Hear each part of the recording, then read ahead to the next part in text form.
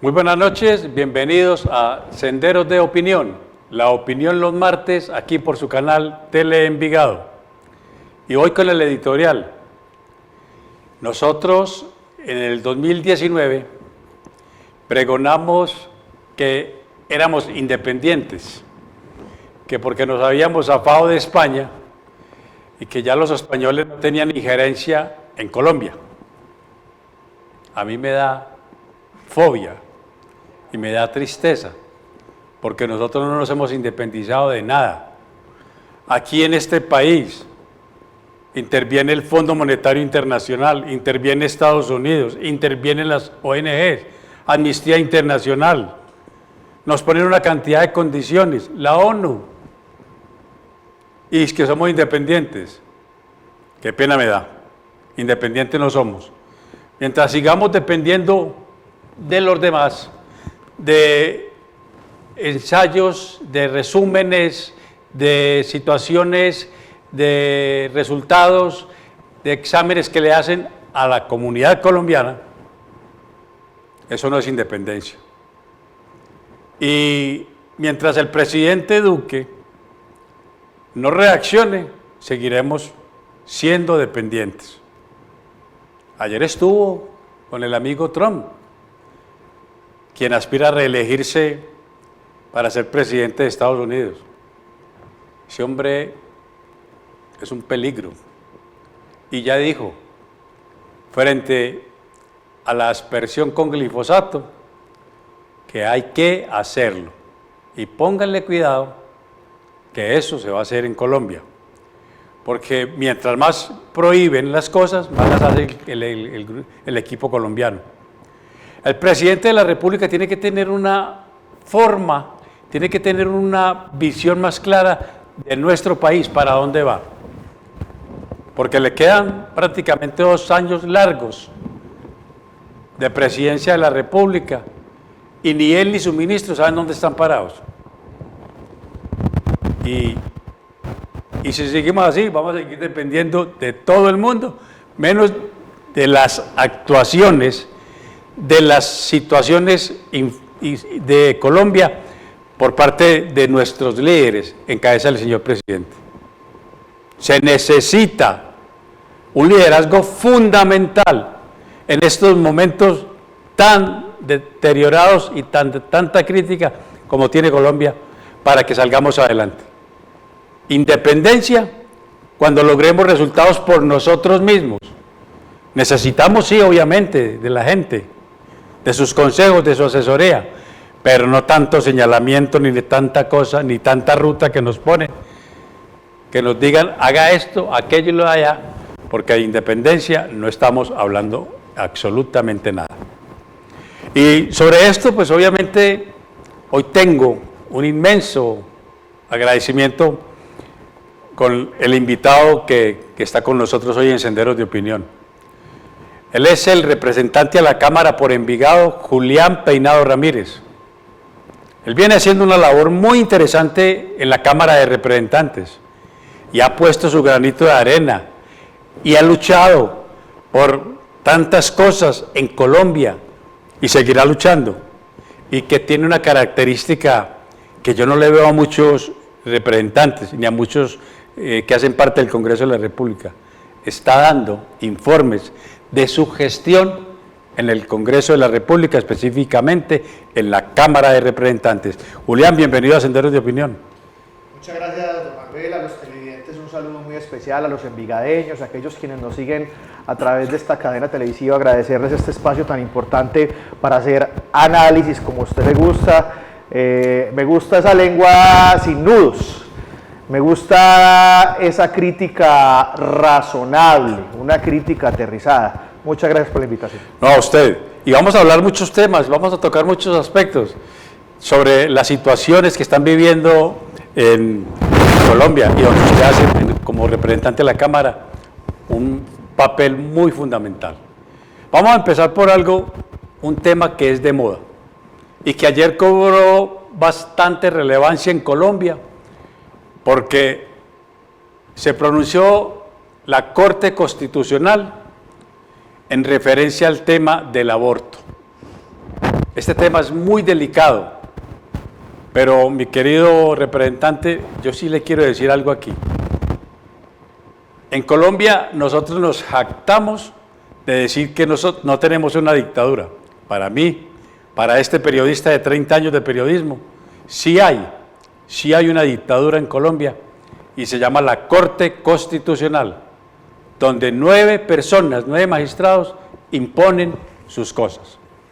Con referencia a lo del aborto, representante, ayer prácticamente se lavaron las manos. ¿Qué opina de esto?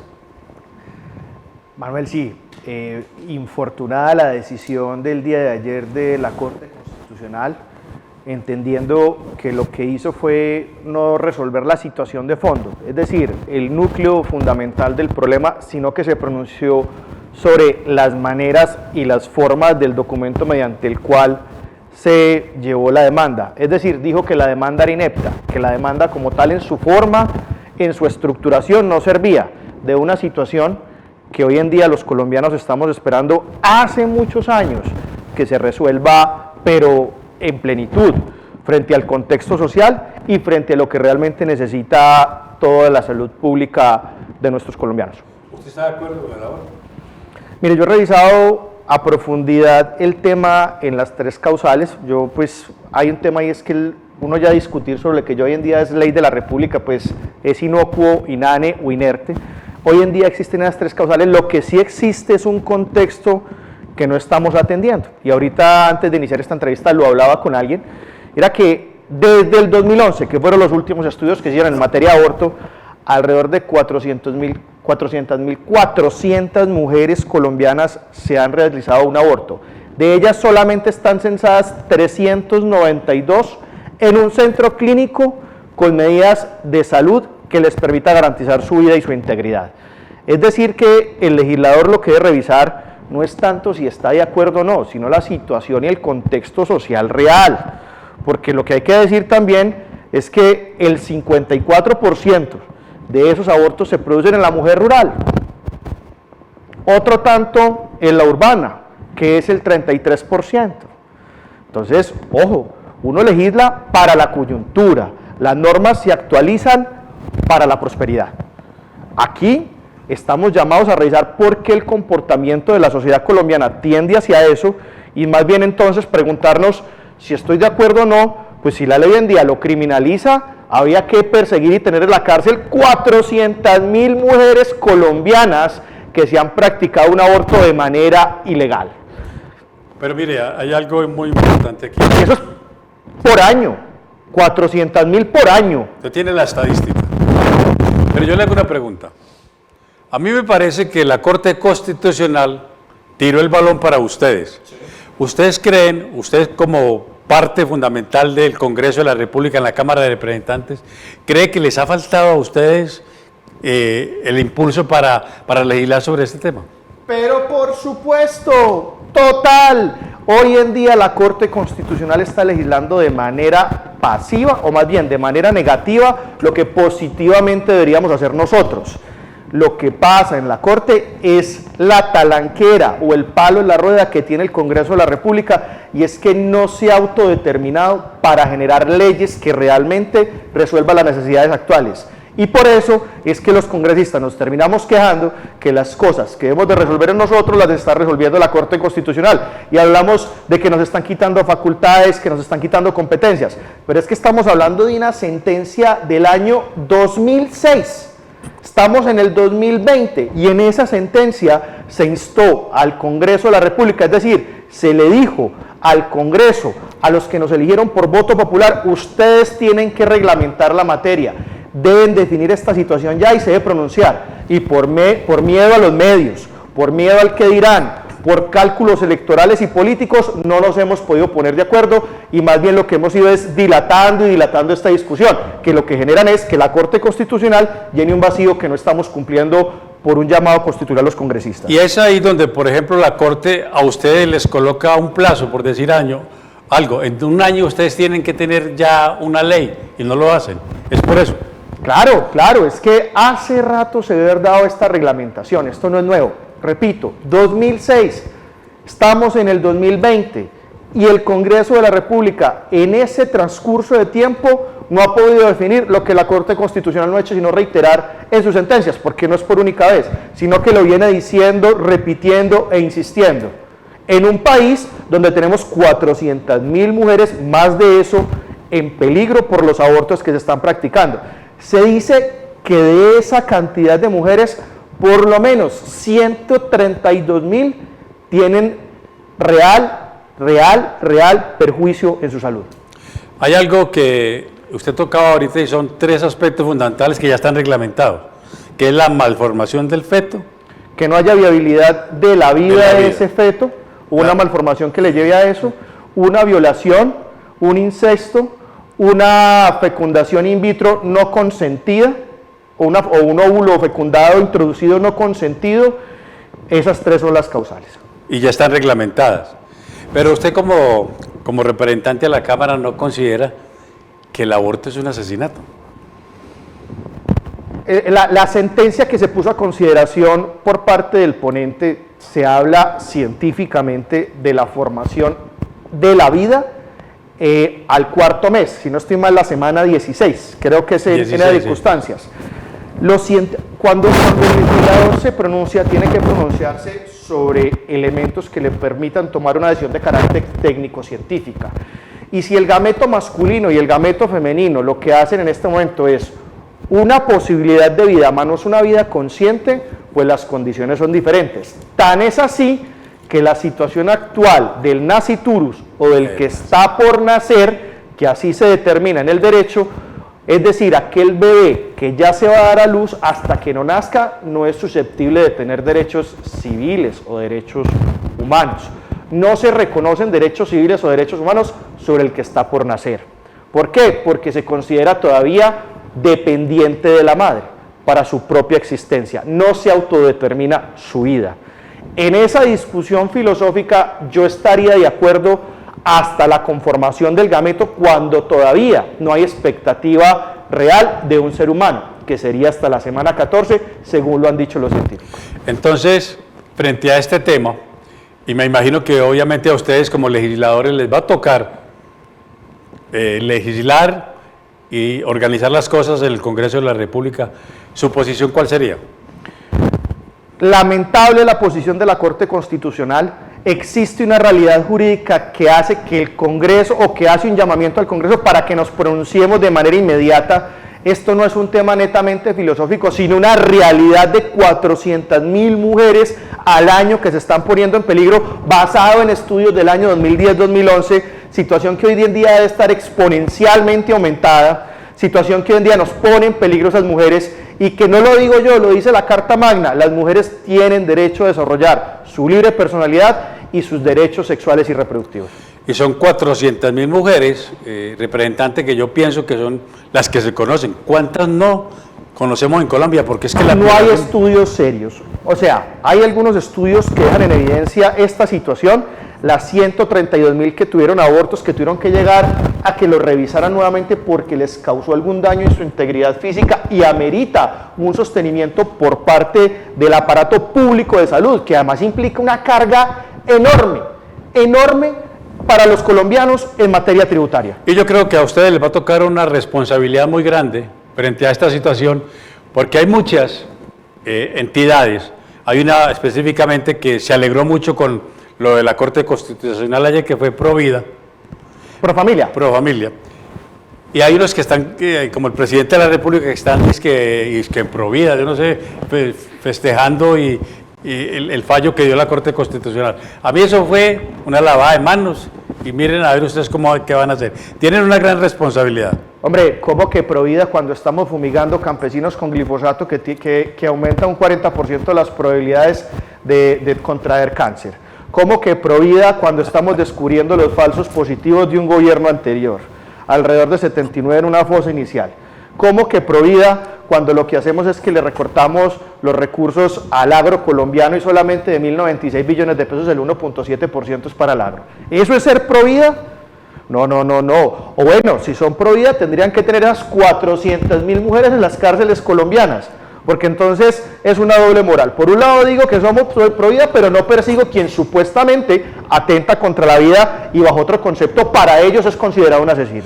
Mire, eso es obviamente lo que estamos viendo y observando nosotros los colombianos. Una doble moral frente a las posiciones que tienen los dirigentes de este país en un lado y en el otro. En el caso específico del aborto, y usted tocaba un tema muy especial, que es la aspersión con glifosato, que ahorita vamos a tocar ese tema. Y sobre esa aspersión con glifosato, usted ha desarrollado una situación muy importante, que tiene que ver con la profesionalización del campesinado, de los campesinos. ¿En qué consiste esto y cómo lo vamos a lograr? Muchas gracias por esa pregunta tan importante, porque actualmente estamos impulsando un proyecto de ley, una política pública de protección al campesinado y de profesionalización. Hombre, hoy en día la persona más desconocida, quien se encuentra en el eslabón final en materia de debilidad de asistencia del Estado colombiano, son nuestros campesinos y campesinas. Es por eso que queremos redignificar su labor y darle la importancia que realmente merecen. Hoy en día el campo colombiano se está envejeciendo. Hay estudios que demuestran que más o menos en 20 años no tendremos campesinado colombiano que produzca alimento, que críe nuestras vacas, que siembre pastos, que cultive nuestras hortalizas, motivo por el cual sugerimos al gobierno colombiano, a través de una ley, que se profesionalice el campesino, y esto a través de las instituciones que realmente lo pueden hacer. Estamos pidiéndole al SENA que llegue a impactar realmente a nuestros campesinos, con una grave preocupación, y es que este gobierno, el gobierno de turno, no quiso ratificar la convención mediante la cual se reconocían los derechos de los campesinos a nivel mundial. Y entonces, por eso nos vimos abocados a presentar una ley que traiga ese tratado y que en efecto, mediante esa ley, se obligue al Estado colombiano a catapultar, a apalancar el proceso del campesinado colombiano. pero mire, lograr esa profesionalización es muy importante, porque lo que usted decía es cierto. Obviamente en 20 años no vamos a tener quien cultive, quien siembre, y entonces ¿qué vamos a hacer? Entonces, ¿cuál es la estrategia de ustedes, específicamente de usted, para lograr que esta profesionalización sí le llegue al campesinado? Lo primero que hay que hacer es desconcentrar al SENA en mayor medida y brindarles programas de capacitación acordes con el agro colombiano. Ello amarrado a unos programas que permitan que los insumos que hoy en día están monopolizados por importadores o aquellas grandes empresas que lo que hacen es que ponen un precio único a los abonos, a los fertilizantes, pues que el Estado colombiano entre también a regular esta materia en mejor medida, porque actualmente, váyase para de los cafeteros se quejan, están quebrados y no tienen con qué comprar un bulto de abono, sencillamente porque el abono es supremamente costoso, inclusive diferente a nuestros países vecinos en Latinoamérica. Vaya, averigüe esos mismos abonos en Ecuador. Primero, una política clara para reglamentar los precios de los fertilizantes y de los insumos para la siembra. Segundo, darle el estatus de profesional para que no se obvie el pago a la seguridad social y para que los jornales no sigan siendo la única alternativa de pago para los campesinos o la excusa perfecta para el gran terrateniente. Y tercero, además de eso, que se garanticen sus derechos alimentarios y que sean los jóvenes quienes, por la detección del lugar o zona de ubicación, se empiecen a especializar en temas del cultivo que son para la zona en la cual están viviendo. Hay algo que usted toca que es muy importante. Bien, ahí tenemos que incentivar y motivar a nuestros campesinos, pero al gobierno ya le dio la idea, ya se la impusieron en Estados Unidos, de la aspersión con glifosato. ¿Cómo motivamos nosotros a un campesino que quiere cultivar su tierrita, pero al rato le llega un dron, un avión o una avioneta regando glifosato por todas partes? Eso es nocivo. Usted también ha liderado campañas en contra del glifosato en el Congreso de la República. Y no, si mal no recuerdo, usted le hizo una propuesta al ministro de Salud que se tomara un vasito de glifosato a ver cómo le iba. Frente a esta situación, ¿cómo motivamos a los campesinos para que se apersonen y estén en su terruño, cuiden su tierrita. Pues son mensajes absolutamente contradictorios, insisto en una doble moral. Por un lado, hablamos de unas inversiones importantes en el agro que no son tan importantes en proporción a lo que representa la inversión en estos próximos años. Y con un adicional, usted tocó un tema importante. ¿Por qué el glifosato es nocivo para el campesino? Resulta y acontece que el glifosato que utilizan las fuerzas militares es un glifosato muy diferente al glifosato que utilizan en los cultivos ornamentales, en las flores, en el arroz. Es un glifosato más potencializado en el efecto dañino y nocivo, porque además es mezclado con otros componentes. Y hay estudios que demuestran, los hicieron en Canadá, para que seamos claros, que deben existir zonas de protección cuando se asperja por el método mediante helicóptero o avioneta, una zona de protección o la zona buffer de más o menos 800 a 1 kilómetro de distancia. Quiere decir que cuando se asperjan estas condiciones inmediatamente se desplaza la sustancia y lo que hace es que llega a nuestras fuentes hídricas, llega a los cultivos que realmente nada tienen que ver con eso. Adicionalmente, usted me dice a mí que cómo le digo al campesino que se estimule cuando los está fumigando el Estado colombiano. Pues por el contrario, lo que tienen que ir es a protestar. ¿Por qué? Mire, muy sencillo, ya existen demandas contra el Estado colombiano, las cuales ya son condenas efectivas para que se indemnice por el uso de glifosato. En Argentina, lo mismo. En Estados Unidos, Monsanto, con un jardinero, fue condenado por una suma multimillonaria. En Europa, progresivamente se empezó a retirar el glifosato de manera tranquila, sin problemas, con 1 millón de firmas que recogieron la Unión Europea para poder retirar este químico. Si bien es cierto, es importante para algunos cultivos, es importante también salvaguardar la salud. Una cosa es cuando yo aspero sobre la mata, que inclusive se puede desplazar hasta 40 metros y daña especies silvestres y nativas, pero otra cosa muy diferente es cuando es fumigación aérea. Y mire, Colombia tiene demandas por más de 2 billones de pesos por aspersión con glifosato. ¿No le pagamos a Ecuador? ¿No le tuvimos que pagar una cantidad, un infierno de plata a Ecuador por fumigaciones con glifosato en la frontera con Ecuador? Hombre, es que las cosas ya están dichas y aquí es como de manera regresiva. Aquí sencillamente con un acto de injerencia abusivo del presidente de los Estados Unidos nos manda la razón que somos nosotros los que tenemos que fumigar.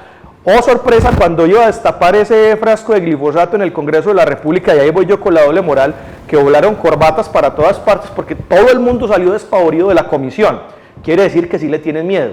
Y algún día dije, ¿qué tal que fueran esas fumigaciones en el club campestre? ¿Qué tal que fueran en el club country o en los campos de golf del campestre? ¿O qué tal que estuviéramos fumigando en Washington? ¿Será que acaso ahí sí estaríamos bajo otra condición y otra diferencia cuando ya la Organización Mundial, que representa a los asociados más importantes investigadores de cáncer, dicen que este es potencialmente cancerígeno? Y la Universidad de Washington dicen que se aumentan un 40% las probabilidades de contraer cáncer. Mire, situaciones importantes. Me imagino que el representante Julián Peinado Ramírez seguirá dando la batalla en el Congreso de la República, porque hay que hablar con estadísticas, hay que hablar con la verdad, hay que hacerle saber al pueblo colombiano lo que está sucediendo.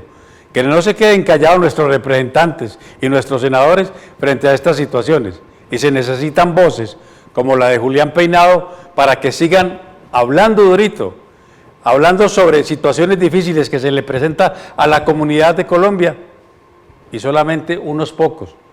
Ellos fueron elegidos por nosotros para que hablaran por nosotros. Así que obviamente la labor se viene haciendo. Y de lograr esa profesionalización para los campesinos, vamos a ser un país supremamente hermoso para seguir viviendo en él. A pesar de la coyuntura y de las situaciones difíciles, tenemos un país demasiado hermoso. Ahí te quiero agregar algo. Colombia es el país más desigual de Latinoamérica. El departamento de Antioquia, nuestra región, la más desigual de Colombia, o de las más desiguales de Colombia. Este proyecto lo que pretende es generar equidad. El colombiano, nosotros tenemos que entender que si tenemos un campesino tranquilo, sereno, contento, pues los gérmenes de violencia o esos brotes en algún momento desaparecerán. pero no es posible que nos quejemos desde la urbe cuando no llegan las vías terciarias, cuando no llegan los proyectos productivos, cuando no llega la salud.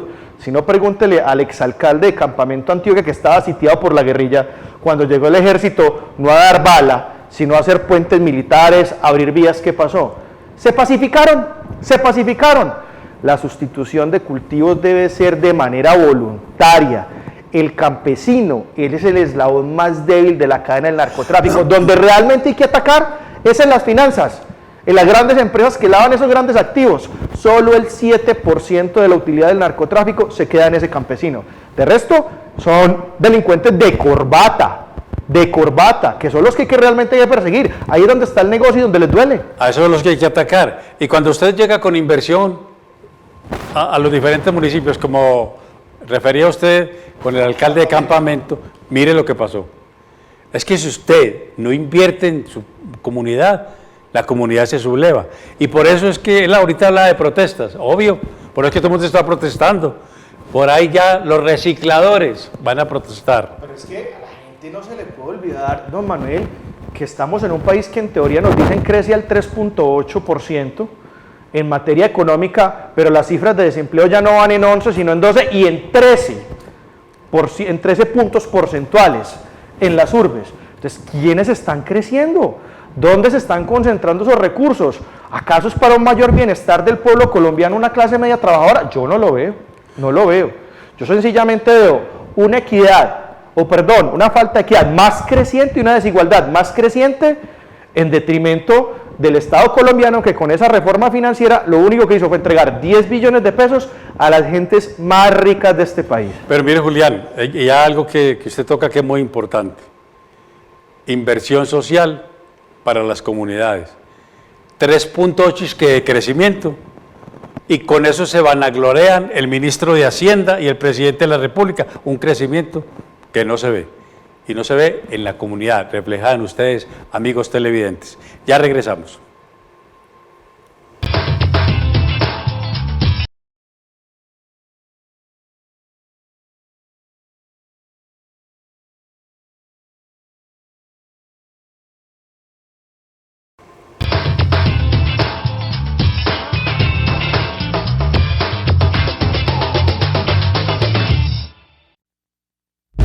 Cuando volví a mi casa de la escuela, me pidieron mi dinero. Dije que no. Y todos mis amigos corrieron a sus casas. Tenían miedo de que también los fuera a golpear. Yo gritaba, pero no dejaba de golpearme. Siempre dijo que me iba a pegar. Nunca pensé que realmente lo haría.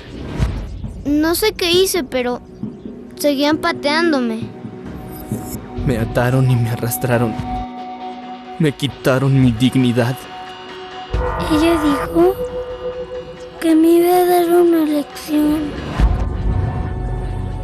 Dijo que yo no hacía caso. No pensé que se enojaría tanto.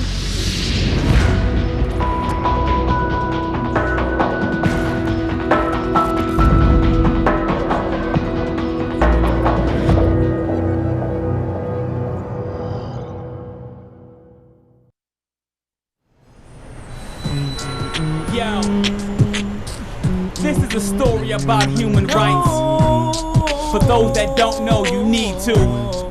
Yo, a starving artist, but his lyrics so worldwide. His friend and manager was a snake in disguise, and he was bitten. His song sold without his permission. Saw his record on the shelf, the snake had stolen his vision. But knowing his rights, he could protect himself. Fair treatment by fair courts, he got the law to help. The other dude just sunk weak, looked like a punk. Could hardly open his mouth to speak, popping that jump. You better get up, stand up, if you've been done wrong. You better stand up for your rights like that Marley song. Get yourself represented, lawfully defended. Know your human rights, don't ever surrender.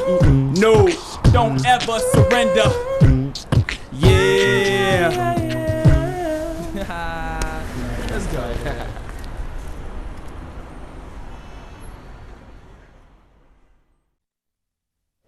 Siguiente caso. El Estado contra Martin White. Martin White está acusado. Culpable. Siguiente caso. ¡Su señoría! ¡No ha escuchado los cargos todavía! culpable. Siguiente caso, culpable, culpable, culpable. Cadena perpetua, culpable. Siguiente caso.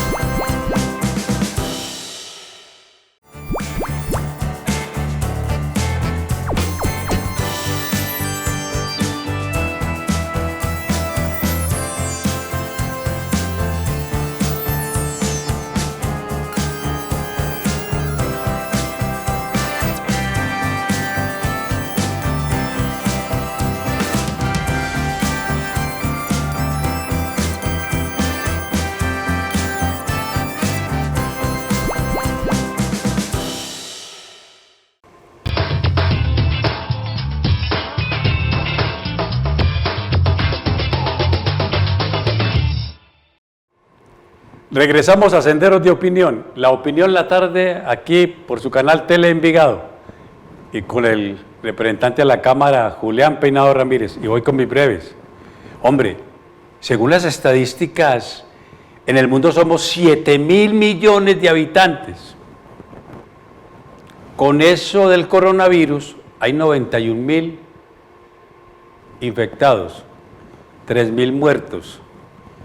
Y nos están metiendo el cuento chino de que eso es una pandemia mundial.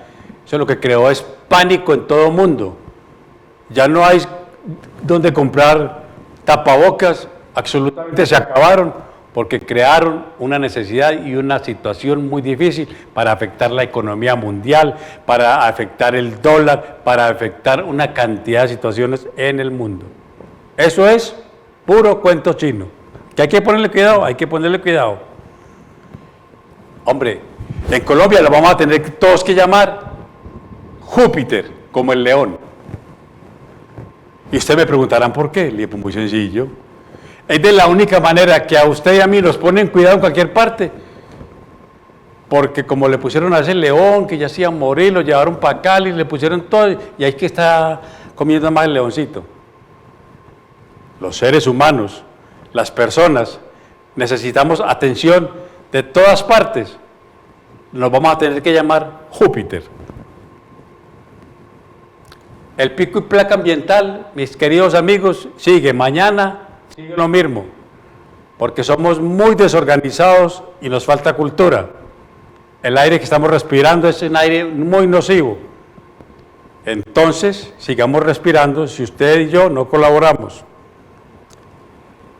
Y, hombre, el presidente Santos, que firmó la paz en el gobierno pasado, le ofreció a las FARC curules, carros, embajadas, los llevó a pasear, los tenía en Coa comiendo lo lindo en los hoteles 5 estrellas. Trump y los talibanes firmaron un acuerdo de paz, 18 años dándose bala y 18 años de guerra, y no ofrecieron absolutamente nada, ni curules. Ahí tienen, mis breves. Representante, esta situación que tiene que ver con los niños y que usted también vive muy atento, es frente a que se debe eliminar el castigo físico y humillante. ¿En qué consiste esta propuesta para que le expliquemos a todos los televidentes? Claro que sí, es un proyecto de ley que en la actualidad Ya hemos realizado el debate en Comisión Primera, vamos para plenaria de Cámara. La gente ha venido entendiendo esta situación compleja porque además ha generado mucha polémica. Y la polémica se ha dado en torno a la provisión de la chancla, de la denominada chancla. Hombre, a lo que nos referimos realmente es los niños también tienen dignidad y esa dignidad es sujeto de protección por parte del Estado colombiano. Cualquier trato degradante, una humillación, genera problemas de impacto importante y en salud pública en nuestra población más joven y en nuestros niños. Un investigador de la Universidad de Harvard, en asocio con el externado, con un estudio que realizó en 7.000 niños colombianos, logró demostrar, de diferentes partes del país, logró demostrar que eso genera problemas cognitivos y emocionales. Ahora dirá un padre de familia, entonces me van a sancionar y me van a meter a la cárcel. No, lo que estamos haciendo es ajustar la norma porque ya hoy en día las lesiones personales existen como delito. Si usted golpea a su hijo hasta sacarle sangre en la nariz, eso es una lesión personal.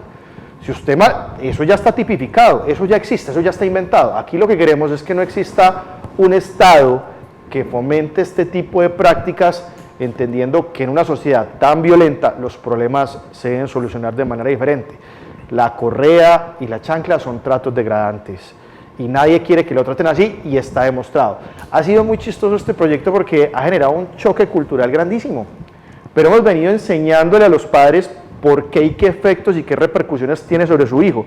Y esto lo que realmente lleva consigo es, primero, un apoyo institucional porque el ICF está comprometido y adicionalmente que le obliga al Estado colombiano a generar escuelas de padre más fortalecidas para que generen unas reales pautas de crianza para los niños y niñas. Pero es que mire, y eso en el argot popular, cuando uno se sienta a conversar con una persona le dice, no, es que no hay como el castigo que nos daban nuestros padres, que era con el fuete, la chancla, o con ¿cómo le va la verbena? ¿Cómo le parece? Entonces ahí está, es lograr obviamente que no vaya a haber maltrato. Yo creo que el Estado colombiano de ninguna manera puede fomentar prácticas violentas. Que es que el papá va a castigar, claro, usted tiene todo el derecho de decirle, eso no se hace, usted tiene derecho a ejercer la disciplina, pero lo que tenemos es que delimitar esa delgada línea roja donde lo que le estamos diciendo al padre es que usted puede violentar a sus hijos. Esto parece como si fuera en la época romana. En la época romana el paterfamilias era el dueño de sus hijos. El dueño de sus hijos. El dueño de sus hijos. Y por tal efecto podía entregarlos y casi que hacer un ejercicio comercial con ellos. Y por esa misma razón podía golpearlos y pegarles. Es de allí donde viene esa vieja costumbre de nosotros. Nosotros creemos que lo que podemos dar es unas pautas de crianza positiva muy diferentes a la violencia. Eso es lo que se denominaba, lo que usted viene, el paterfamilias. El paterfamilias, sí señor. Ahí. Usted también ha sido un abanderado de un tema muy, muy importante, sobre todo para los antioqueños, y es el tema textilero. Hoy los textileros están muy angustiados por unos aranceles, un decreto, lo que va a sacar el gobierno, que los va a afectar muchísimo. Usted ha dado la batalla en el Congreso de la República, ¿cómo le ha ido?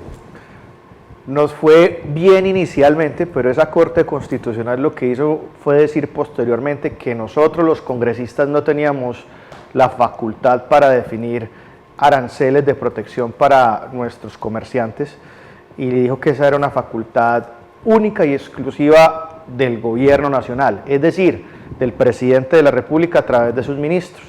Resulta que en su momento en el plan de desarrollo nosotros presentamos un artículo dentro de esa ley que lo que hacía era proteger a los productores nacionales, a las 78.000 fábricas de confección que actualmente tenemos los colombianos, de las importaciones de África Central, de las importaciones de el Asia lejano, donde tienen salarios de esclavitud, salarios de 36.000 a 70.000 pesos que compiten con nuestra mano de obra colombiana.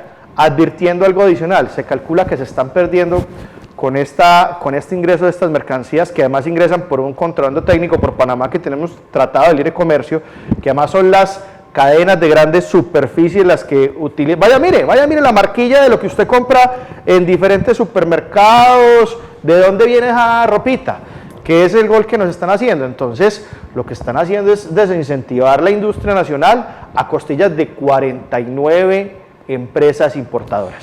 Ese primer arancel fue un éxito. Logramos que se incrementara este sector manufacturero, este sector industrial en un 8%. Situación que fue un respiro, pero como lo demandó ante la Corte Constitucional este mismo gobierno, afirmando que era inconstitucional el arancel, lo que hacen es que sacan uno nuevo, pero un arancel que solamente va a servir para bloquear a aquella señora que trae 2 maletas de ropa de Estados Unidos. Es lo único que protege. De resto van a seguir ingresando mercancías por todas partes, inundando nuestra economía. Normalmente conocemos nosotros, los colombianos, que la mayor mercancía que entra al país es China, sobre todo ropa. ¿No cree usted que de pronto con este impasse del coronavirus los textileros se vean beneficiados?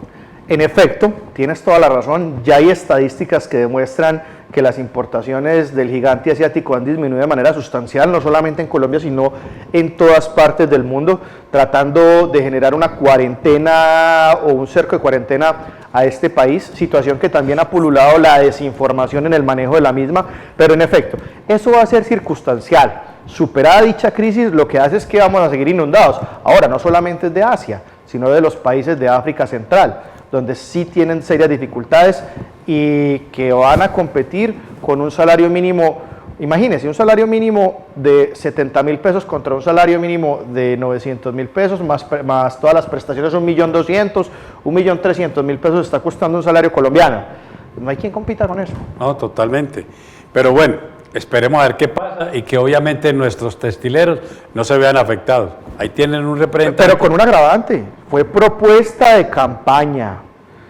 El presidente Duque, en aquel entonces candidato presidencial, se montó en la tarima y le prometió al sector textil colombiano que iba a acompañar de manera decidida un arancel para proteger la mercancía, la manufactura nacional de las importaciones que dependen o que se derivan de un salario de esclavitud. De proteger 49 empresas importadoras que importan todo lo que nos ponemos contra 78.000 empresas de confeccionistas. Es que la empresa del confeccionista, si usted se va por una comuna de Medellín, es un satélite con 4 señoras que dependen exclusivamente de eso y que están facturando por prenda hoy en día y que definen la situación de 4 familias en esas 4 máquinas. Pero mire, usted tocaba algo que es muy lógico y es lo que el presidente Duque ha hecho. En campaña le prometió a Raimundo y todo el mundo que le iba a cumplir y se montó a la presidencia y no le ha cumplido absolutamente a nadie. Pero venga, usted también habla de flexibilización laboral. ¿Qué es esto? Le voy a contar de dónde copié esa situación. Yo empecé a ver cómo en Envigado, en algún momento cuando fui concejal, se empezaron a hacer acuerdos entre el patrono y, por así decirlo, patrono por el empleador y los empleados públicos, para que aquellas padres o madres cabezas de hogar o padres o madres en una situación parental normal tenían que salir rápido de su casa porque hay que salir a acompañar a hacer las tareas, porque hoy en día los hijos reclaman mucho más tiempo y los padres dicen que no lo tienen precisamente por no tener la posibilidad de acompañarlos para cumplir sus obligaciones laborales, y lo que hicimos fue crear un marco de protección legal para que estos empleadores desde lo público autoricen y se sienten a conversar con sus empleados, con ese servidor público, con ese funcionario, una estrategia para impactar esos tiempos. Es decir, que se pueda ausentar, que pueda cumplir sus labores desde su hogar. Hoy en día está demostrado que inclusive eso lo que hace es que abarata los costos de las empresas en consumo de energía, en consumo de electricidad, en consumo de telefonía, en fin. En espacio, los espacios se pueden reducir y lo que le autorizamos es la posibilidad de negociar. O sea, eso es teletrabajo. Entre teletrabajo, pero no, porque realmente lo que hace es permitirle distribuir el horario de trabajo durante la semana, con unos mínimos y unos máximos, y que pueda irse tranquilamente a acompañar las necesidades de su hogar.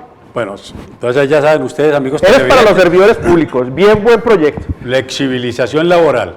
Ahora vamos a otros temas. Sí, temas importantes que hemos tratado con el representante de Peinado, y ahora vamos a cosas ya como locales. Y yo me voy a referir a algo. Usted el 12 de febrero de este año dijo que en Antioquia no hay bancada. ¿Por qué? A diferencia de otras regiones, su clase política o sus dirigentes políticos se han reunido en torno a causas propias de la región, sin importar partidos, colores, sexo, raza, religión, sino sencillamente se juntan para sacar proyectos adelante. Actualmente tenemos que terminar las autopistas de las 4G, tenemos que finalizar la ejecución del túnel del Toyo, estamos hablando del ferrocarril de Antioquia o el tren de cercanías que es tan importante. Estamos hablando de diferentes túneles que tenemos que hacer porque estamos enclavados en una zona montañosa. Tenemos un llamado a construir unos puertos importantes en la subregión del Urabá antioqueño y no hay poder humano que nos siente a los congresistas a conversar en una misma idea en torno a una misma región. Prueba de ello fue la última reunión que se dio en Casa de Nariño, donde se invitaron diferentes partidos, pero, oh sorpresa, se dejó por fuera el Partido Liberal. O sea que los 3 representantes antioqueños no pudimos participar de esas necesidades. Curiosamente, de esos 3 representantes antioqueños, 2 defendemos mucho las intenciones del sur. Ejemplo de ello es el intercambio vial que se debe hacer al nivel de Mallorca, que está adelantándose tanto por el alcalde Santiago Montoya como por el alcalde Braulio Espinosa, que eran temas que queríamos poner a consideración y no fuimos tenidos en cuenta. El egoísmo, la separación, no ha permitido que proyectos muy importantes avancen en esta subregión. Cosa contraria sucede con la bancada del Caribe, la bancada del Valle del Cauca, que ya se viene organizando y armando, y aquí las diferencias políticas nos pueden más que la unidad por nuestra región. ¿Y no será, representante, que les cobraron a ustedes no apoyar la ley de financiamiento? La ley de financiamiento. Yo quiero creer que el presidente tiene visión prospectiva de estadista, que es un hombre que gobierna tanto para sus críticos como para sus amigos. La crítica debe ser entendida de una manera constructiva y a los congresistas nos elige el pueblo para sentar posturas. No somos sencillamente ni firmones, ni personas que siempre tienen que estar, o un comité de aplausos. Y que no tragan entero. Aquí cuando las cosas se hacen bien hay que decirlas. Cuando las cosas se hacen mal, pues con mayor razón, porque son muchas vidas colombianas las que se están afectando, y en especial como representante de la Cámara del Departamento de Antioquia, muchas vidas de los antioqueños, muchos campesinos, muchos confeccionistas, muchas personas que tienen dificultades en materia de calidad del aire, muchas personas que están pidiendo a gritos obras de infraestructura que debe intervenir el gobierno nacional. Entonces, por Dios, yo pienso y he sentido al presidente Duque con una visión superior y quiero creer que ese error no fue un error... Quiero creer que fue su círculo más que él, y pienso que si es una medida de cobro, creo que es un error político grande. Totalmente error político. Pero usted se refería, frente a esta situación, a que ustedes miran mucho al sur. Obviamente, son representantes de Antioquia, pero hay zonas donde uno se identifica más. Y usted se identifica mucho con la del sur. Y le quiero preguntar por 3 alcaldes, 2 alcaldes específicamente. Primero, por el alcalde de Envigado, Braulio Espinosa Márquez. ¿Cómo lo ve? Es muy prematuro de pronto hacer juicios, pero por lo menos uno sí sabe como político que los 100 primeros días de cualquier gobernante son cruciales. Y he visto una agenda avasalladora, por lo menos hay garantías en 2 aspectos fundamentales. Primero, el plan de desarrollo. El plan de desarrollo es la ruta de navegación para los próximos 4 años, y es realmente el pacto que termina sellado entre alcalde y sus gobernados. En ese orden de ideas, puedo decir que hay un alcalde comprometido donde fue a concertar, ojo, concertar su plan de desarrollo en todos los rincones de la ciudad. Eso es una prenda de garantía, porque será un plan de desarrollo diverso donde aportaron las personas que defienden el medio ambiente. El día de ayer en la Viga House una reunión muy importante con los jóvenes, vi también las madres comunitarias, también las acciones comunales que tuvieron la oportunidad de participar. Es decir, un plan de desarrollo incluyente. Un alcalde austero que ha tomado decisiones importantes para recogerse en lo financiero y poder llevar a cabo la implementación de su plan de desarrollo, es decir, como administrador es un tema atinado y responsable para sanear las finanzas del municipio. Y frente a esa situación, el doctor Braulio ha estado aquí en este programa como alcalde electo y lo manifestó, esto es para sumar todos. Y creo que a lo que usted se refiere es que le está llegando a la gente.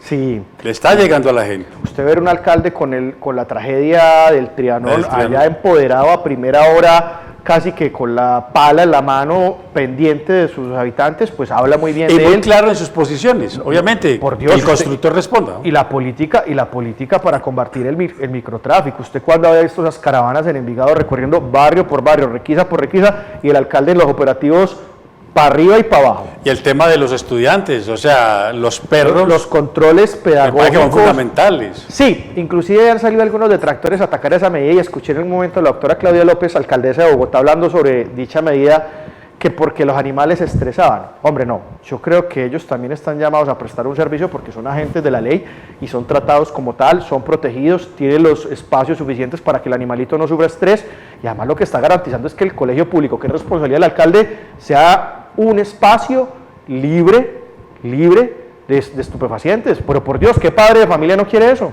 Total. Eso con referencia al alcalde de Envigado, al alcalde de Sabaneta, Santiago Montoya. Ese sí fue el palo en las elecciones del 27 de octubre pasado, porque nadie daba un peso por el doctor Santiago Montoya, quien ha sido concejal y ha sido funcionario de allá de Sabaneta. Pero es que el alcalde de Sabaneta, mi querido Julián, tiene una característica muy especial, y es que es el primer alcalde en Colombia cristiano. Y Dios respalda a sus hijos, porque frente a ese Goliat que había en Sabaneta, les ganó por 500 votos. ¿Cómo ve a Santiago? Que usted es uno de los promotores de la candidatura. Claro que sí, con el doctor Santiago Montoya toda mi admiración y mi reconocimiento, es un gran ser humano, pero me toca, usted me está llamando al paredón y es como dirigente, como gobernante. Puedo dar fe también de la masiva asistencia para la formulación de su plan de desarrollo.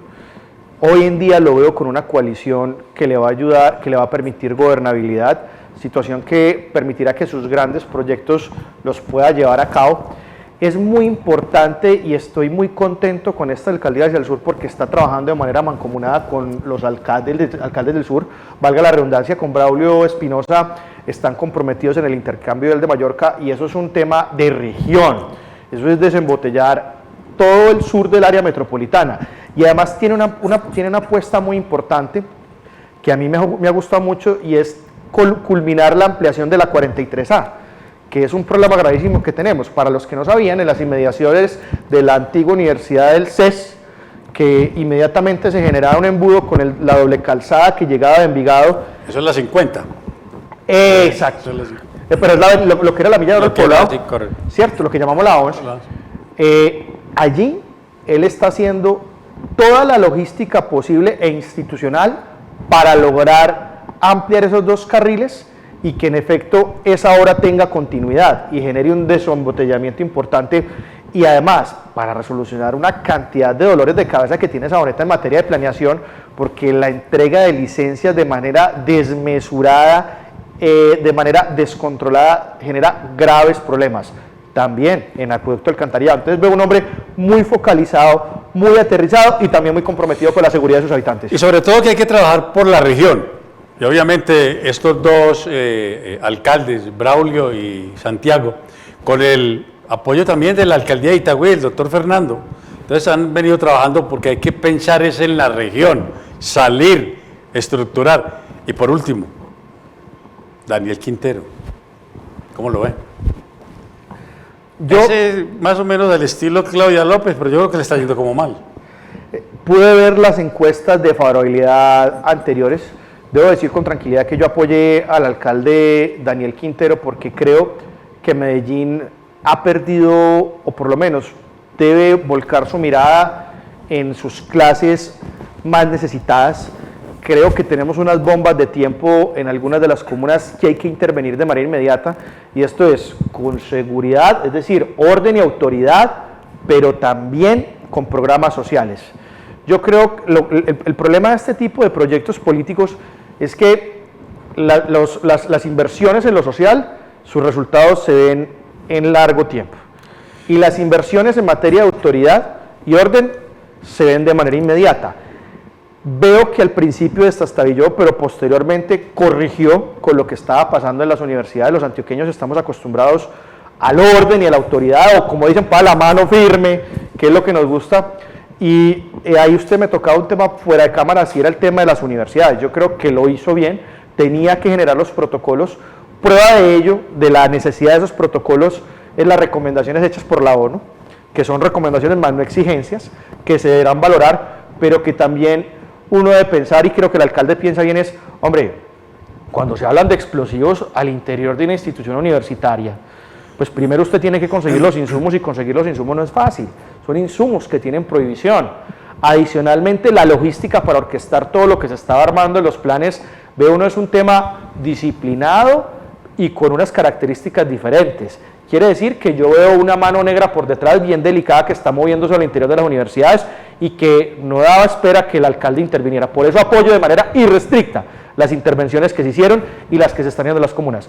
Hay que darle un compás de espera, esperemos a ver las inversiones sociales cómo empiezan a fluctuar. No, totalmente, son apenas 2 meses que llevan ellos administrando. Venga, pero sí le tiene que abonar una cosa importante. La avenida al presidente Duque a Medellín le costó una cosita y un triunfo importante que se resuelve en mucho tiempo, y es el COMPEX para el tranvía de la 80. Total, el COMPEX de la avenida de la 80, sí, esos son logros. La saca del estadio donde lo logre. Totalmente. Julián, se nos acabó el tiempo. Le agradezco inmensamente haber estado acá en Sendero de Opinión. Yo sé que usted el 17 empieza otra vez en la Cámara de Representantes, pero yo sé que cuando esté por aquí, por Envigado, yo lo invito y usted viene. Muchas gracias. No, muchas gracias a ustedes por esta invitación. Recuerden siempre, yo soy un socialdemócrata y siempre he dicho duro con los argumentos, pero suave con las personas. Aquí hay que evitar la polarización, hay que aterrizar las ideas, hay que querernos más como antioqueños, como colombianos, como paisas, y tenerle fe a este país. Y ante todo, hombre, concienticémonos, tenemos una bomba social delicada por atender, a eso hay que trabajar. Nosotros regresamos dentro de 8 días a Senderos de Opinión. Muy buenas noches, Dios los bendiga.